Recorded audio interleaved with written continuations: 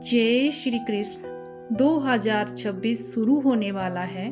आज से हमारे चैनल पर हर महीने से पहले ही कौन कौन से त्योहार, शुभ योग, अशुभ योग, भद्राकाल कब होगी, आपको कोई भी नया काम करना हो उसके लिए शुभ समय की जानकारी मिलेगी। लेकिन आपको शुभ और अशुभ योग के बारे में जानकारी होनी चाहिए। इसके बारे में भी आपको बताऊंगी। आइए पहले जानते हैं 2026 में कौन कौन से त्योहार आने वाले हैं। 1 तारीख को रहेगा प्रदोष व्रत, 3 तारीख को रहेगी पौष पूर्णिमा। इस दिन से माघ स्नान आरंभ हो जाएगा। 4 तारीख को रवि पुष्य अमृत योग है। इस दिन से माघ मास चालू हो जाएगा। 6 तारीख को सकट चौथ है। इस दिन मंगलवारी संकष्टी चतुर्थी भी है। 13 तारीख को लोहड़ी है। 14 तारीख को सठ तिल्ला एकादशी, मकर संक्रांति भी इसी दिन है। उत्तरायण जिसे कहते हैं, धनुर्मास समाप्त हो जाएगा। 16 तारीख को प्रदोष व्रत है। 18 तारीख को माघ मास की अमावस्या, मौनी अमावस्या जिसे हम कहते हैं। 19 तारीख को माघ मास की गुप्त नवरात्रि शुरू हो जाएगी। 20 तारीख को दूज के चंद्रमा का दर्शन होगा। व्यतिपात योग इसी दिन है और इसी दिन से पंचक भी शुरू हो जाएगा। 22 तारीख को विनायक तिलकुंद चतुर्थी है। ये दिन गणेश जयंती के नाम से भी प्रसिद्ध है। 23 तारीख को बसंत पंचमी है। 25 तारीख को माघ शुक्ल सप्तमी, इसे विजय सप्तमी भी कहते हैं। रविवारी सप्तमी का भी योग है। पंचक इस दिन समाप्त हो जाएंगे। इसी दिन नर्मदा माता की जयंती भी है। 26 तारीख को भीष्म अष्टमी है, गणतंत्रता दिवस है। 29 तारीख को जया एकादशी और भीष्म द्वादशी भी है। 30 तारीख को प्रदोष व्रत है। यहाँ तक तो तिथि त्योहार का हो गया। आगे मैं आपको बताऊंगी, ध्यान से सुनिएगा। 6 चीजें हर महीने की आपको याद रखनी है। सबसे पहली है द्विपुष्कर त्रिपुष्कर योग। द्विपुष्कर नाम से ही पता चलता है, यानी 2, त्रिपुष्कर यानी 3। द्विपुष्कर में आप जो भी शुभ कार्य करें या अशुभ कार्य करें तो ऐसे में आपको दोबारा करने का योग बन जाता है। त्रिपुष्कर में यदि आप कोई कार्य करते हैं तो ये 3 बार करने का योग बन जाता है। मान लीजिए इसमें आपने कर्जा ले लिया द्विपुष्कर में तो 2 बार लेना पड़ जाएगा। त्रिपुष्कर में लिया तो 3 बार लेना पड़ जाएगा।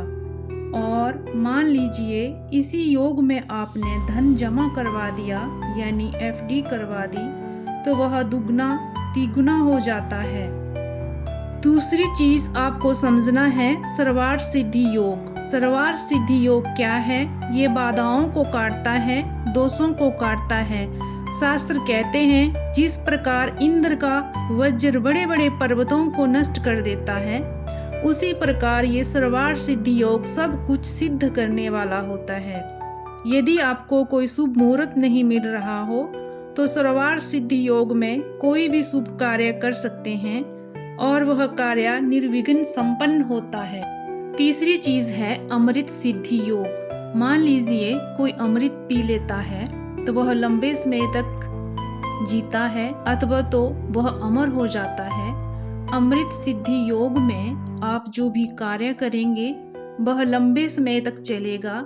जैसे आप बिजनेस करना चाहते हैं तो इस योग में शुरू करेंगे तो वह लंबे समय तक चलेगा।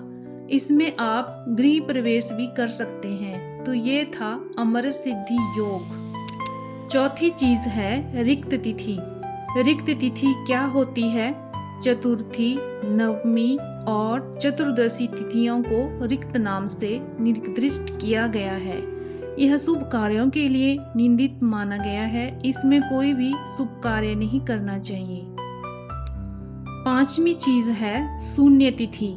इसे माँ शून्य भी कहते हैं। शून्य तिथि रिक्त तिथि के दोष से भी अधिक भयानक दोष इसमें माना गया है। शुभ कार्यों में शून्य तिथियों का यत्न पूर्वक त्याग कर देना चाहिए, क्योंकि इन तिथियों में किया गया कार्य धन का नाश करता है, कुल परिवार वंश की हानि करता है। आखिरी चीज, छठी चीज जो है भद्रा काल। यदि व्यक्ति अपना भला चाहता है तो उसे भद्रा काल में कोई भी मांगलिक कार्य नहीं करना चाहिए। भद्रा 3 जगह बताई जाती है, पाताल लोक, पृथ्वी लोक और स्वर्ग लोक में। पृथ्वी वाली भद्रा ही हानि करती है। अशुभ तिथियां। सबसे पहले हम जनवरी महीने की अशुभ तिथियों को सुन लेंगे। 1 तारीख से 14 तारीख तक खर मास चल रहा है, तो इसके अंदर विवाह, मुंडन, गृह प्रवेश जैसे बड़े संस्कार पूरी तरह से वर्जित माने गए हैं। 5 जनवरी को भद्रा काल है, ये पृथ्वी लोक पर है, तो इसके अंदर कोई भी शुभ कार्य, मांगलिक कार्य नहीं करना चाहिए। 7 जनवरी को बुधवार है, रिक्त तिथि है। 8 तारीख को शून्य तिथि है। 12 तारीख को रिक्त तिथि है। 17 जनवरी को शनिवार है, रिक्त तिथि है। 22 जनवरी को रिक्त तिथि है। 23 जनवरी को शून्य तिथि है। हालांकि इस दिन बसंत पंचमी है, छोटे मोटे कार्य कर सकते हैं।